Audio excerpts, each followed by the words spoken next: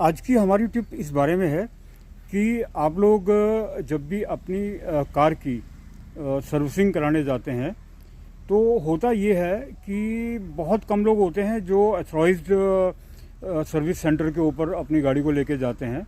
Otherwise क्या होता है कि आप रोड साइड पे कोई ना कोई वर्कशॉप होती है तो वहाँ पर आप अपनी गाड़ी को ले जाते हैं सर्विस करवाने के लिए।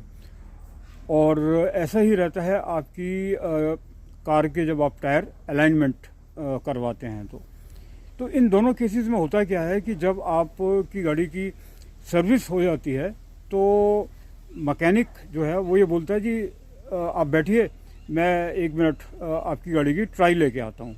और यही सेम चीज़ रहती है जब आपके कारों के टायर की अलाइनमेंट होती है। तो आप क्या करते हैं कि उस मैकेनिक पर भरोसा करके आराम से वहाँ बैठ जाते हैं और मैकेनिक आपकी गाड़ी को लेके निकल जाता है। लेकिन क्या कभी आपने सोचा है कि आपकी गाड़ी जो आपने एक मैकेनिक के हाथ में दे दी है, आपको तो उसका शायद नाम भी नहीं पता रहता, अगर वो उस गाड़ी का कोई एक्सीडेंट कर दे, आपकी उस गाड़ी से किसी आदमी की डेथ हो जाए या किसी का सीरियस एक्सीडेंट हो जाए तो ये सारी की सारी जिम्मेवारी आपके ऊपर आएगी। क्योंकि आपको तो ये भी नहीं पता कि आपने जिस इंसान को गाड़ी दी है उसके पास ड्राइविंग लाइसेंस भी है या नहीं है। तो टिप ये है कि आप कभी भी मैकेनिक को अकेले अपनी गाड़ी की चाबियां ना दें। कोशिश तो ये करें कि वो अगर वो कहता है कि ट्राई लेनी है तो आप बोलो कि भाई मैं गाड़ी तो मेरे को चलानी है ना, तो मैं ट्राई लेके देखता हूँ, मैं महसूस करता हूँ कि गाड़ी के अंदर क्या कमी रह गई है।